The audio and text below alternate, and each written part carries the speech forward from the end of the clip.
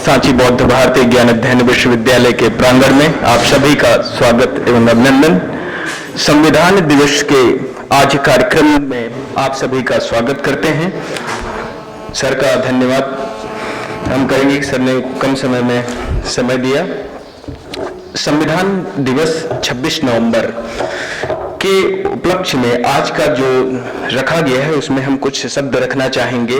मैं भारत का संविधान हूँ, लाल किले से बोल रहा हूँ, मेरा अंतर मन घायल है, दुख ओठ खोल रहा हूँ, मैं शक्ति का अमर पर्व हूँ, मैं राष्ट्र का गुण हूँ, मैं बाबा भीमराव अम्बेडकर का मन हूँ, मैं बलिदानों का चंदन हूँ, कर्तव्यों का अभिनंदन हूँ, लोकतंत्र का उद्बोधन हूँ, अधिकारों का संबोधन हूँ, मैं आचरण का लेखा हूँ, कानूनी लक्ष्मण रेखा हूँ, अधिक अधिक में कभी कभी मैं रामायण हूँ। आज संविधान दिवस में आप सभी का यहाँ पे मैं स्वागत करता हूँ। साथ ही साथ हम कुछ विषयों पर रखेंगे।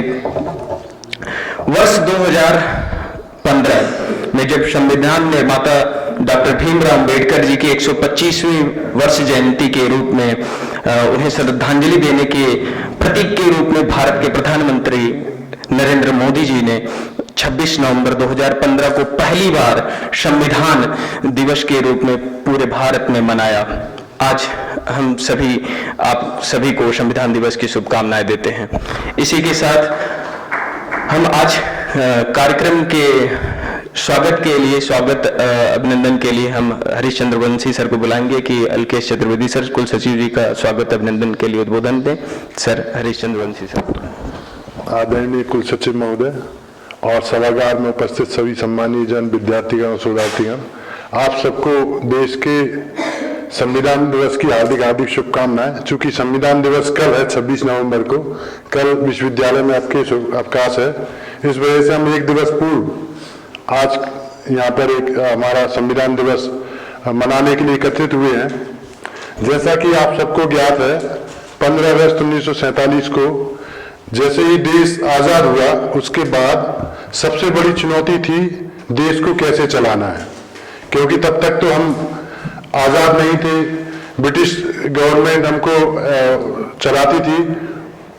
तो सबसे बड़ी चुनौती को कैसे पार पाना है, ये सबसे बड़ा प्रथम लक्ष्य था उस समय जो हमारे मुखिया थे उनका। उन्होंने इसीलिए 15 अगस्त 1947 को 7 सदस्यीय एक समिति का गठन किया, जिसका चेयरमैन जो है डॉक्टर भीमराव अम्बेडकर जी को बनाया गया और उनको एक टारगेट दिया, एक टास्क दिया कि संविधान लिखना है, नियम पुस्तिका जिसके बलबूते देश आगे बढ़ेगा, कई पीढ़ियां उस किताब को पढ़कर अपने जीवन को आगे बढ़ाएंगी, वो पुस्तिका लिखने का उनको कार्य सौंपा गया, जिसको कई देशों की यात्राएं कर, कई देशों के संविधान को पढ़कर उनको देखा, उनको समझा।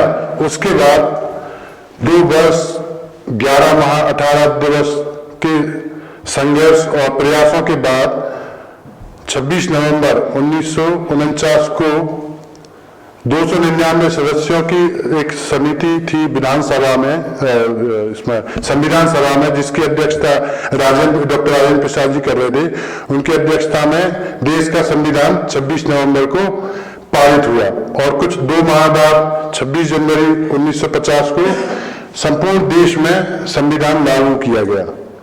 चूंकि भारत देश का संविधान इसलिए भी खास है क्योंकि ये संविधान विश्व भर में सबसे लंबा लिखित संविधान है। सबसे लंबा इसलिए है क्योंकि हर चीज क्लैरिटी के साथ में लिखी गई, विस्तृत है कि किस विषय पर क्या होगा, क्या निर्णय लिया जाना है, कैसे लिया जाना है, कौन, हर किसी की जिम्मेदारी नियत की गई है, तय की गई है। और लोकतंत्र जो है किसी भी देश का, अभी जैसे सिस्टम्स काफी आए, तानाशाही भी रहा है, परिवार वंश रहा है, राजवाद राजशाही रही है, तो उसमें सबसे ज्यादा ताकतवर जो है, पोटेंशियल पावरफुल कहे तो हमको लोकतंत्र लगा है। जैसे एक ग्रीक वर्ड है डेमोक्रेशिया, डेमो मतलब पब्लिक, क्रेशिया मतलब शक्ति, ये पावर। तो जन शक्ति जहां आती है वहां वैसे भी सिस्टम अच्छा चलता है, क्योंकि जनता ही करती है, जनता के लिए करती है, जनता के द्वारा कोई भी नियम पारित होगा तो जनता के फेवर में होगा। किसी के भी साथ में अन्याय नहीं होगा। जैसा कि अभी सेंट्रल में भी मुहिम चल रही है कि प्रधानमंत्री जी का है कि हमारे संविधान की विशेषताएं देश दुनिया भर में प्रसारित भी करना है और देश को सशक्त बनाने के लिए संविधान जो लिखा गया है उसको दृढ़ता से पालन भी करना है। तो भारत लोकतंत्र की जननी, भारत जो है लोकतंत्र की जननी है। इस विषय पर व्याख्यान के लिए मैं और आज की सभा के अध्यक्षीय उद्बोधन के लिए हमारे कुल सचिव महोदय को मंच पर आमंत्रित करता हूं, वो आए और इस विषय पर हमको लाभान्वित करें। कुल सचिव महोदय।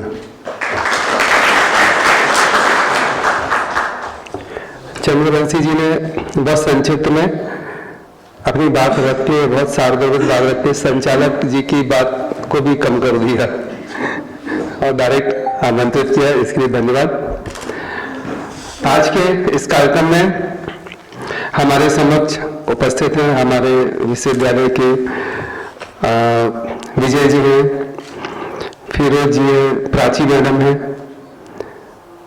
गाथा मैडम, अमित जी, अमरजीत जी, ओपी जी फोटो ले रहे है ना, देवेंद्र जी है, सभी है, संतोष जी है, पांडे जी है, रमेश रोहित जी है, सिद्धार्थ जी, सभी लोग उपस्थिति सराहनीय है। किसी कारणवश नवीन जी अभी आ नहीं पाए आज, क्योंकि वो आज छुट्टी पर हैं और कुछ परिवार में कुछ उनको दिक्कत है। आज का जो कार्यक्रम है वो अमरजीत जी भी है आज के कार्यक्रम में जो मेन था वो डेमोक्रेसी, मदर ऑफ डेमोक्रेसी विषय पर अपने कार्यक्रम आयोजित करने का था। दूसरा, ये कार्यक्रम जैसे भी बताया कि 26 नवंबर को आयोजित होना चाहिए, क्योंकि 26 नवंबर को हमारा संविधान लगभग पूर्ण होके अपने पास आ गया था और इसको 26 जनवरी को लागू किया। 26 जनवरी को लागू करने का मुख्य कारण क्या था वो तो सभी लोग जानते हैं कि 1929 रावी नदी के तट पर लाहौर में सबसे पहले भारत को एक गणतंत्र या स्वतंत्र कराने की योजना या भूमिका रखी गई थी। इसीलिए 26 नवंबर को मान्य करते हुए 26 जनवरी 1950 से इसको लागू करेंगे, ऐसा संकल्प लिया गया था। इसीलिए इसको हम लोग संविधान दिवस के रूप में मनाते हैं, क्योंकि इस दिन की भी इम्पोर्टेंस है, क्योंकि 26 जनवरी को तुम लोग बहुत बड़ा दिवस तो मनाती हैं गणतंत्र दिवस के रूप में। लेकिन और बहुत सारी बातें हैं कि ये डिस्कोर्स जिसको हम विमर्श बोलते हैं, ये विमर्श आखिर चल क्यों रहा है, और मदर ऑफ डेमोक्रेसी जैसे विषय पर व्याख्यान या सभी जो इंस्टीट्यूट्स हैं वहाँ पर ये कार्यक्रम आयोजित क्यों होना चाहिए। और जो हमारे विश्वविद्यालय की कुलपति महोदया हैं उनको तो यूजीसी ने नॉमिनेट किया है कि जो विश्वविद्यालय है वो उनके लेक्चर्स को आयोजित करें, और उनके लेक्चर आयोजित भी हो रहे हैं। उन्होंने बहुत अच्छा पावर पॉइंट प्रेजेंटेशन के द्वारा वो इसको बहुत अच्छे से प्रेजेंट भी करती है। तो हम सबको उसकी लिंक देके उसको ज्वाइन करने की आवश्यकता है।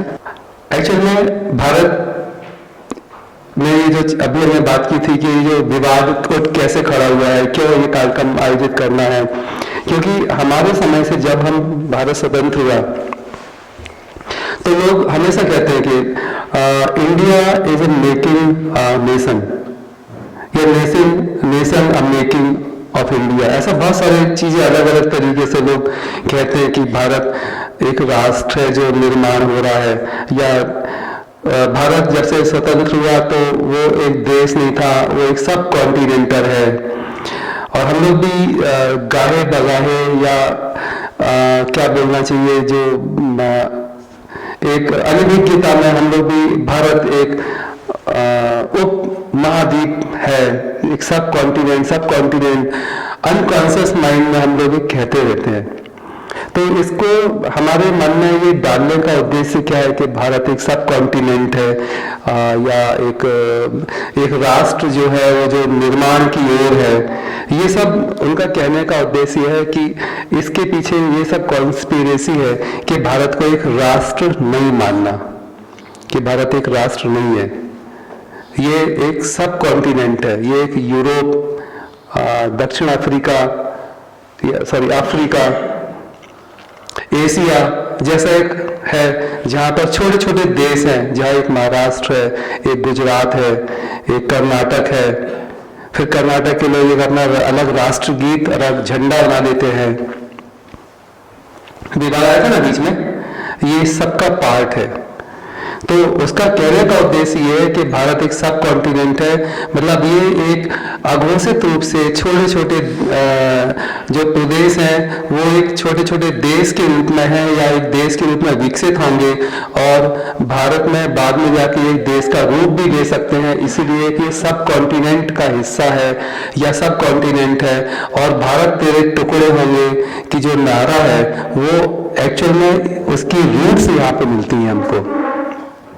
तो हम लोग कभी भी हम अब जब कभी भी डिस्कशन होता है या कभी हम जब बात करते हैं तो हम लोग भी एक अनकॉन्शियस माइंड से अपने आप को सब कॉन्टिनेंट कह देते हैं और हम अपने आप को एक राष्ट्र के रूप में पहचानते नहीं है। तो इसीलिए भारत एक राष्ट्र है। ये वैदिक अपने वेदों के विद्वान भी लोग हैं, अभी सबसे डिस्कशन होता है। तो वैदिक राष्ट्र की कैसे अवधारणा थी, तो फिर हम उसको कई बार सांस्कृतिक राष्ट्रवाद में कन्वर्ट करके देखते हैं कि चलो वो एक मतलब फिजिकल बाउंड्रीज नहीं थी तो वो एक सांस्कृतिक राष्ट्रवाद के रूप में हम लोग कहते हैं। हर जगह हम अपने मन में अपनी संस्कृति, अपने राष्ट्र, अपनी पहचान के साथ समझौता करने की हमारी एक हैबिट हो गई है। वैदिक राष्ट्रवाद हमको देखते हैं, फिर हम उसको महाभारत में भी हम देखते हैं कि कैसे जब महाभारत का युद्ध हुआ। बहुत संक्षिप्त में बात करेंगे क्योंकि ये तो बहुत लंबा एक विषय है जिसमें सेमिनार्स होते हैं, कई बुक्स लिखी गई है कि जब महाभारत का युद्ध होता है तो कैसे कहाँ कहाँ से दक्षिण भारत से चेर, चोल, पांड्य जो राज्य थे उनका भी महाभारत में पार्टिसिपेट करने का उल्लेख मिलता है। चेर केरल का राजा था, राजा कारिकाल, वो गर्व से अपने अभिलेखों में लिखता है कि मैंने भी महाभारत में पार्टिसिपेट किया था। असम के राज्य, वहाँ के भी जो बड़े गर्व से लोग बोलते हैं, भीम का भी उल्लेख मिलता है। हिडिंबा का भी संबंध वहाँ से रहा है कि वो या वहाँ की जो जनजाति समाज है वो भी अपने आप को महाभारत के युद्ध से और महाभारत कालीन समाज से जोड़ती है। रामायण में भी रामचरितमानस में या रामायण में भी हम देखेंगे कि अयोध्या कहीं पर है, पांचाल कहीं और है, श्रीलंका कहीं और है।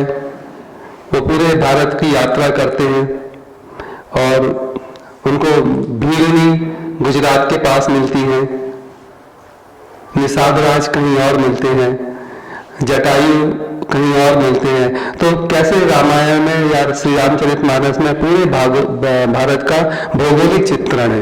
एक एक नदी का उल्लेख है, एक एक पर्वतों का उल्लेख है। जैसे उसमें ऋषिमुख पर्वत है, तो अभी हम आज भी कई बार सोचते हैं कि ऋषिमुख पर्वत कहाँ पर है। बहुत सारी नदियों का उल्लेख है, पंचवटी का उल्लेख है, चित्रकूट का उल्लेख है। तो ये क्या राष्ट्रवाद नहीं है? क्या ये किसी एक देश का चित्रण नहीं है क्या?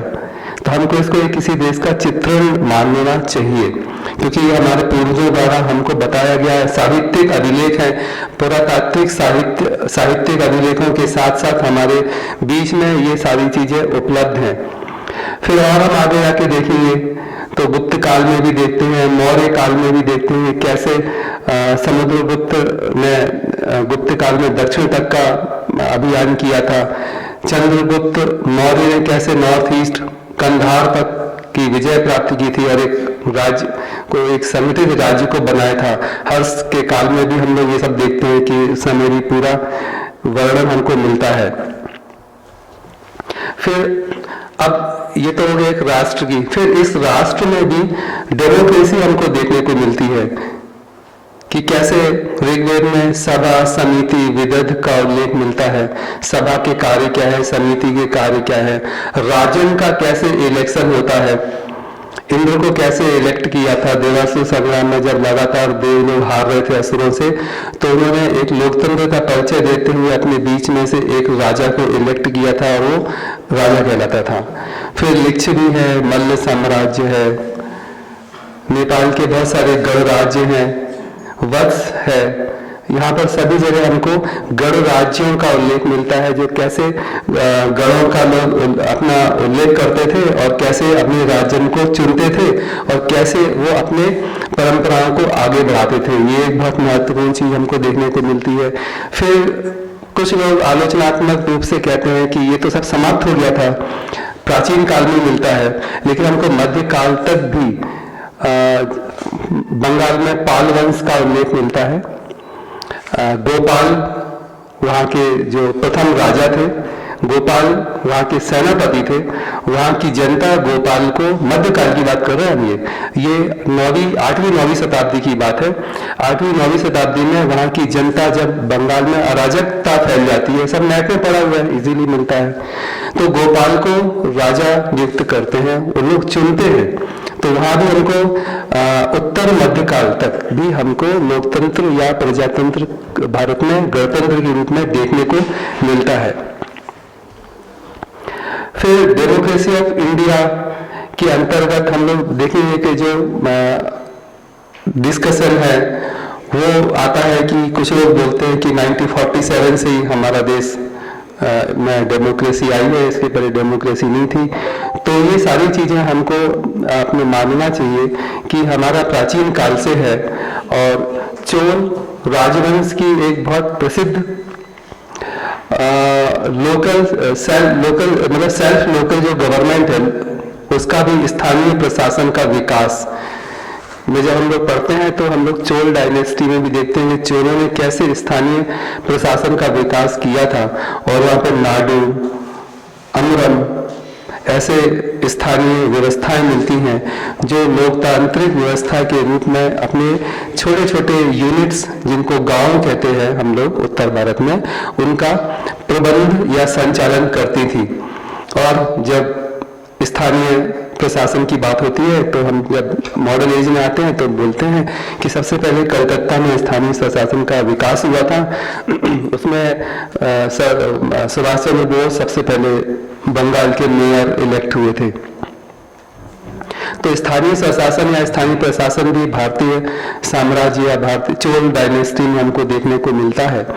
कुल मिला के ये बताना आवश्यक है पूरे संपूर्ण विश्व को कि जब हम लोकतंत्र की बात करते हैं तो बोलते हैं कि हमने विश्व से ये सारी चीजें सीखी। हालांकि जो हमारा नवीन संविधान है, बाबा साहेब भीमराव अम्बेडकर ने उसको बहुत सोच समझ के बनाया है।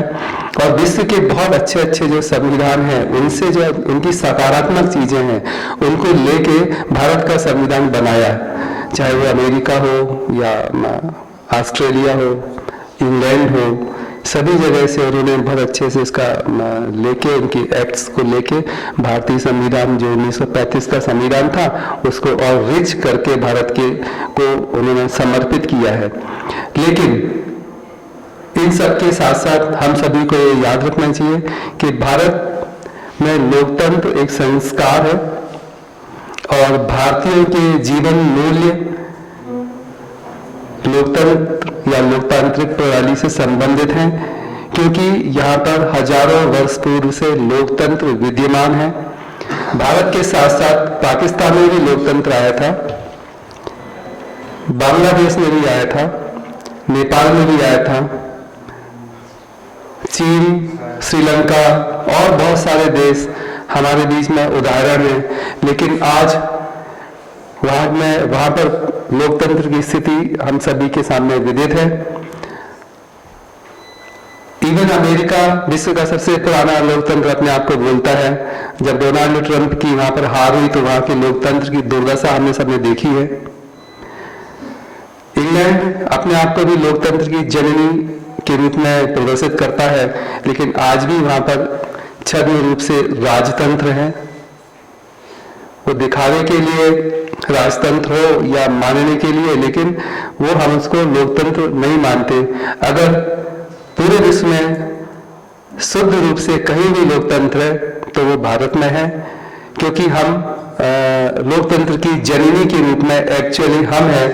इसीलिए सोशल मीडिया पर, नेट पर, आर्टिकल पर हम सभी को ये बताने की आवश्यकता है पूरे विश्व को कि लोकतंत्र की जननी भारत ही है और भारतीयों के मन में के साथ साथ रगों में लोकतंत्र है। इसीलिए भारत में लोकतंत्र सफल है और विश्व का सबसे बड़ा लोकतंत्र भारत में है। हम अभी बहुत समय पहले जब गवर्नमेंट जॉब में आए 2007 में, तब हमको पता चला कि नहरों के भी इलेक्शन होते हैं। अभी यहाँ कई लोगों को नहीं पता होगा नहर इलेक्शन, पता है क्या? कुछ लोगों को पता होगा। नहर के भी इलेक्शन होते हैं, उसमें भी गोली चल जाती है। पंचायतों के इलेक्शन होते हैं, मंडी इलेक्शन होते हैं, और बहुत छोटे छोटे इलेक्शन होते हैं जहां अभी भी लोगों को नहीं पता।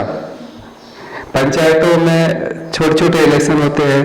तो हमारे यहाँ नहरों के इलेक्शन भी जब मैं सुना तो उसमें बहुत बड़ा कंपटीशन था नहर के इलेक्शन में कि कौन जीतेगा।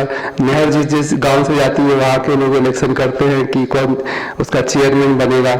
तो इतने छोटे छोटे ग्रास रूट लेवल पर हमारे यहाँ लोकतंत्र है जो कहीं देखने को नहीं मिलता है। पार्षद है या छोटे छोटे पंचायत है, पंच सरपंच, ऐसा जो लोकतंत्र है इसका हमको सम्मान करना चाहिए और वन नेशन वन इलेक्शन की ओर हम लोग आगे बढ़ेंगे। इस उम्मीद के साथ लोकतंत्र दिवस या संविधान दिवस की आप सभी को शुभकामनाएं, और हम आशा रखेंगे कि हम सभी लोग ट्विटर पर होंगे, इंस्टाग्राम में है या फेसबुक पर है, तो सभी जगह ये हमको प्रेजेंट करना है कि एक्चुअली जो लोकतंत्र की जननी है वो भारत है, और आने वाली पीढ़ी को ये बताना है, उनके मन में डालना है कि लोकतंत्र की जननी भारत है, और संपूर्ण विश्व को हम लोग इसको दृढ़ता के साथ रखेंगे तो आने वाली पीढ़ी इसको बड़े स्वाभिमान के साथ पूरे विश्व के सामने रखेगी। बहुत बहुत धन्यवाद आप सभी इस कार्यक्रम में आए। और अगर किसी को अपनी बात को रखना हो, क्योंकि ये तो एक बिल्कुल तात्कालिक कार्यक्रम था, क्योंकि इसमें अनलिमिटेड है, अगर छोट संचित उसमें किसी को बात रखना होगी तो स्वतंत्र है, वहाँ वो अपनी बात को रखना चाहिए। यहाँ भी लोकतंत्र है। तो आशा करते हैं कि कार्यक्रम को आगे संचालित करते हुए, और अगर किसी की इच्छा है तो अपनी बात को रखें। धन्यवाद। इच्छुक अभी जो है वो आ सकते हैं, मंच उनके लिए है। जी, कार्यक्रम को आगे बढ़ाते हैं। सर ने इतना सुंदर शब्द दिया, बताया कि भारत लोकतंत्र नहीं एक संस्कार के तौर में जाना जाता है। संस्कार है लोकतंत्र। हम सभी एक सीमा रेखा में बंधे हुए हैं और संस्कार भी हम लोगों से जुड़ा हुआ है। हम धन्यवाद ज्ञापन के लिए डॉक्टर राहुल सिद्धार्थ सर को बुलाना चाहेंगे, विभागाध्यक्ष हिंदी विभाग, इस कार्यक्रम में धन्यवाद देने के लिए।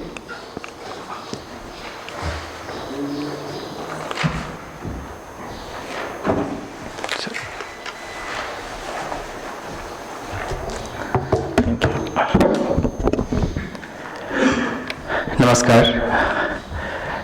मंच पर उपस्थित कुल सचिव महोदय, परीक्षा नियंत्रक साहब और प्यारे मित्रों, आज संविधान दिवस हम मना रहे हैं और दो बातें मैं अपनी तरफ से रखना चाहूँगा। 2-3 दिनों पहले सुप्रीम कोर्ट की टिप्पणी है, T N. Seshan happens once in a while. T N. Seshan जैसे व्यक्ति कभी कभी हमारे सिस्टम में आ जाते हैं और वो सिस्टम को ठीक करते हैं। आपका जो संविधान होता है, उस संविधान को देखते हैं, संविधान को परखते हैं और संविधान के माध्यम से आपके देश को आगे ले जाना चाहते हैं। तो शायद यह जो सुप्रीम कोर्ट का स्टेटमेंट है वह हम सबके लिए एक नजीर के तौर पर है कि किस प्रकार से हम लोग अपने अपने कर्तव्यों का निर्वहन करते हैं। दूसरी बात, जब भारत का संविधान कहता है, उसका प्रियम्बल कहता है, हम भारत के लोग, we the people of India, हम एक सामूहिकता में विश्वास करते हैं और उस सामूहिकता की भावना को भारत का संविधान हम सबके अधिकारों को सुरक्षित रखता है। इसके साथ ही हम अधिकारों की बात करते हैं, लेकिन वहां पे डायरेक्टिव प्रिंसिपल्स को हम शायद भूल जाते हैं कभी कभी। एक जो नीति निर्देशक तत्व है भारत संविधान का कि हमें क्या क्या करना चाहिए, वो हम भूलते हैं और हमें क्या अधिकार मिले हैं उसकी बात हम अक्सर करते हैं। तो इस संविधान दिवस के अवसर पर हमें उस डायरेक्टिव प्रिंसिपल को भी, नीति निर्देशक जो तत्व है उसको भी याद रखना चाहिए। और अंत में यही वह संविधान है जो कहता है कि व्यक्ति की गरिमा को स्थापित करने के लिए हम इस संविधान को अंगीकृत, अधिनियमित और आत्मार्पित करते हैं। तो आपका यह संविधान एक एक व्यक्ति की गरिमा को अक्षुण्ण रखने की गारंटी देता है। तभी आप कहीं पर भी होते हुए असहमति में अपनी बात रखते हैं। यह जो लोकतंत्र है, लोकतंत्र सहमति को जितना महत्व देता है, आपकी असहमति को भी उतना ही महत्व देता है। इसीलिए एक पार्टी पक्ष में है, दूसरी पार्टी विपक्ष में है, दोनों को वोट देने के लिए आजाद होते हैं, हम आजाद होते हैं और दोनों को अपनी बात कहने का मौका मिलता है। तो यह भारतीय संविधान की खूबसूरती है जिस पर हम गर्व करते हैं, जिस पर आप गर्व करते हैं। कुलसचिव महोदय ने बहुत ही संजीदगी के साथ भारतीय लोकतंत्र को वैदिक काल से लेकर के आधुनिक काल तक के परिप्रेक्ष्य में देखा और अपनी बात हमारे सामने रखी। भारतीय संविधान को लेकर के, लोकतंत्र की महत्ता को लेकर के महोदय आपका बहुत बहुत धन्यवाद। और परीक्षा नियंत्रक साहब ने भारतीय संविधान को लेकर के शुरुआती दौर में बाबा साहब भीमराव अम्बेडकर ने जो काम किए उस बात को वो हमारे सामने रेखांकित किया। आपका भी बहुत बहुत धन्यवाद। सभागार में उपस्थित हमारे सभी अध्यापक मित्रों, हमारे कर्मचारी, हमारे सभी सहायक बंधुओं का बहुत बहुत धन्यवाद। हमारे सभी विद्यार्थियों का धन्यवाद जिन्होंने बहुत ही कम समय में आकर के आज यहाँ पर उपस्थित हुए। पुनः धन्यवाद आपका। धन्यवाद सर। इसी के साथ राष्ट्रीय गीत के लिए हम बुलाना चाहेंगे महादेवी चतुर्वेदी को, शोधार्थी महादेवी चतुर्वेदी।